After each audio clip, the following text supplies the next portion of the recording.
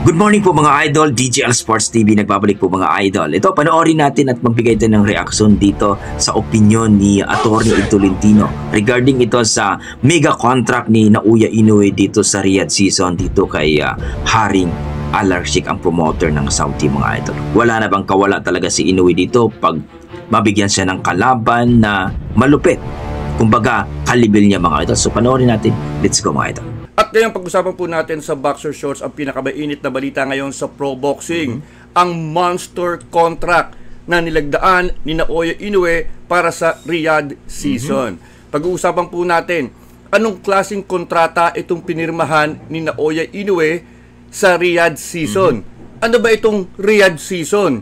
At ano ang epekto ng nasabing mega contract sa karera ng The Monster ng Japan na si Naoya Inoue? Lahat po ng yan, dito lamang sa Boxer Shorts. Ayan. At nagbabalik po ang Boxer Shorts mga kaibigan, Attorney Ed Tolentino kasama ninyo sa Usapang Boxing. Mainit na pinag-uusapan ngayon ang mega contract na pinirmahan ni Naoya Inoue para sa Riyadh season ng Saudi Arabia. Malaki ang kontrata, around $20 million, $19.7 million to be exact. Ano po bang klaseng kontrata ito at ano magiging impact sa karera ni Naoya Inoue? Una, ang historical significance ng kontrata. Ito po ay pinirmahan ni Naoya Inoue on November 4, 2024. Bakit November? Bakit hindi December? Bakit hindi October? Well, ang November po is special date sapagkat this marks the 70th anniversary ng diplomatic relationship sa pagitan ng Japan at ng Saudi Arabia. It was 70 years ago in November kung saan nagkaroon ng diplomatic relationship ang dalawang bansa. Kaya po November ang pirma ni Inoue sa kontrata, November 4, 2024. Meron po siyang historical significance. Ang kontratang ito ay isang sponsorship o endorsement contract. Hindi po ito fight contract mga kaibigan. Pag sinabi nating sponsorship agreement, ibig po sabihin, ito isang kasunduan sa dalawang partido kung saan isang kumpanya ay kinuha ang serbisyo ng isang atleta, artista o influencer para i-promote ang kanyang produkto. Dahil nga po magandang ehemplo ang nasabing atleta o artista o influencer. So kinukuha ang kanyang serbisyo, mayroong produkto yung kumpanya at ang gusto ng kumpanya i-promote ng nasabing atleta ang kanyang produkto. Kaya po sa darating na December 24, 2024 kung saan lalabanan ni Naoya Inoue itong si Sam Goodman para sa kanyang undisputed junior featherweight title, obligado po si Naoya Inoue na i-display sa kanyang boxing trunks yung logo ng Riyadh season. So nakita po ninyo, ito po ay isang endorsement contract. Kumbaga may produkto yung kumpanya, maaaring t-shirt, maaaring relo, at sinasabi niya sa nasabing atleta, i-promote mo yung t-shirt ko, i-promote mo yung relo ko, o i-promote mo ang aking produkto. In this case, it's the Riyadh season na kailangang i-promote ni Naoya Inoue. Sa ating susunod na chapter, pag-usapan naman natin, bakit po ba kailangan i-promote itong Riyadh season? Ano ba itong Riyadh season? Ano po ba ito? Anong klaseng produkto ito? At anong epekto ng kontrata sa nasabing karera ni Naoya Inoue? Lahat po ng yan, dito lamang sa Boxer Shorts. Ayan. At nagbabalik po ang Boxer Shorts. Tuloy-tuloy po ang ating balitaktakan tungkol dito sa mega contract na pinirmahan ni Naoya Inoue para sa Riyadh season. Ito po ay isang sponsorship agreement kung saan pumayag si Naoya Inoue na i-promote ang produkto, that is Riyadh season. Ano ba ang Riyadh season? Ito po ay isang taunang entertainment festival na inorganisa ng gobyerno ng Saudi Arabia para i-boost ang tourism sa nasabing bansa. Ito pong entertainment festival, that is the Riyadh season, tampok nito ang iba't ibang klase ng entertainment. Pwedeng mga international concerts, pwedeng food festival, at ngayon nga po, lately, mga big-time sporting events tulad na lamang ng soccer, formula racing, mga laban tampok ang stars ng World Wrestling Entertainment, at mga big-time boxing matches. Heavily funded po itong Riyadh season mga kaibigan sapagkat parang merong maharlikapan ang gobyerno ng Saudi Arabia.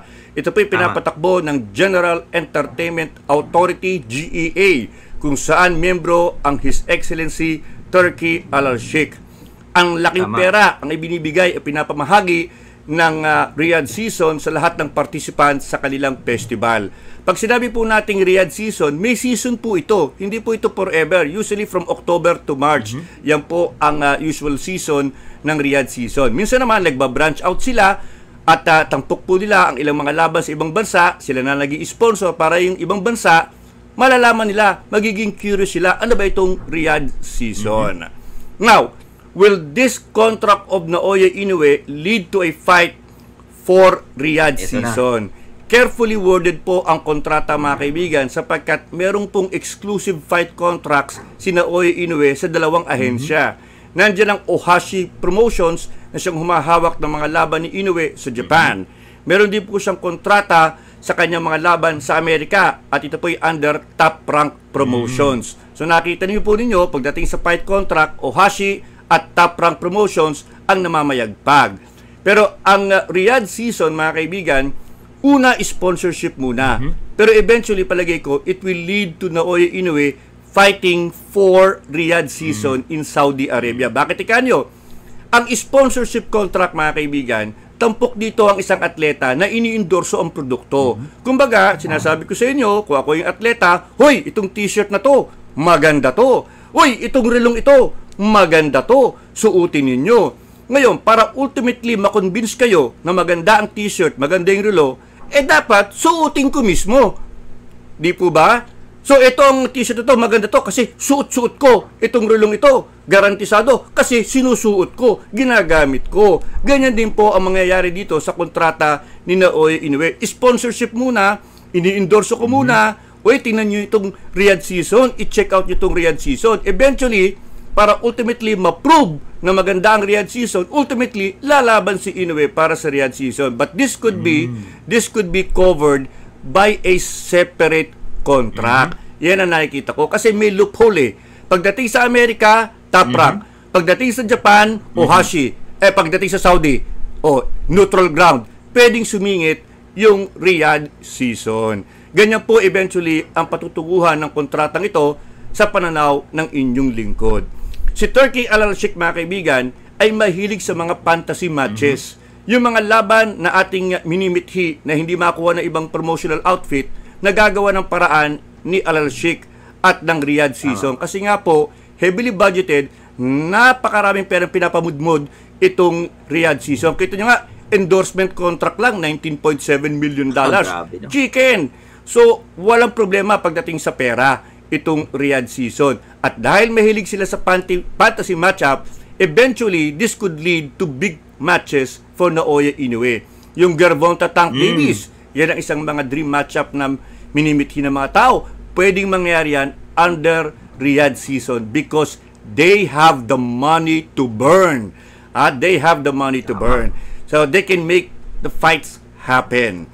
So, yan mga kaibigan, ang klase ng kontratang pinirmahan ni Naoya Inoue para sa Riyadh season. Ngayon, alam niyo na, ano ang klase ng kontrata, ano itong Riyadh season na ito, at ano ang magiging ultimately result ng nasabing sponsorship agreement ni Naoya Inoue. Lumalabas sa pananaw ng inyong likod, teaser lamang.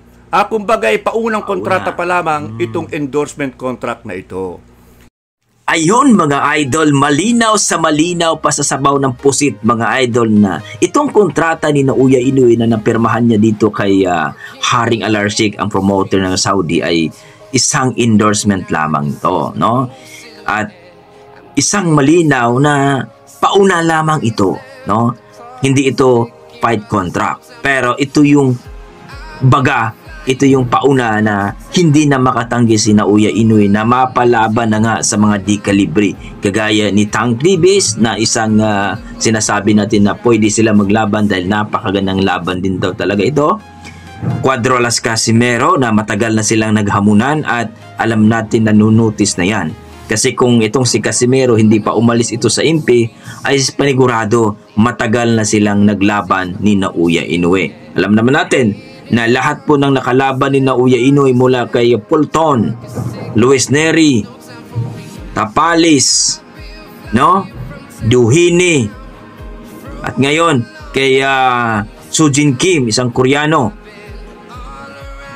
Si Sean Gibbons ang gumawa ng lahat yan mga idol. So, kung babalik itong si Casimero dito kay Sean Gibbons, sa pangangalaga ni Sean Gibbons mga idol, posible nasa mga 90% na mapalaban itong si Casimero sa malalaking laban o title fight mga idol dito kay Naoya Inoue, o maari mapalaban sa mga champion. Kagaya ni Duhini, may laban si Duhini ngayon kay Nick Bull mga idol. So para sa atin mga idol, para sa akin din pagkaintindi ni dito kay Attorney Tolentino, pauna lamang ito para hindi na makatanggi si Naoya Inoue kung uupiran ito na mapalaban kay Tank Davis o mapalaban dito kay Casimero mga idol. So kayo dyan mga idol, ano masasabi nyo sa ating video?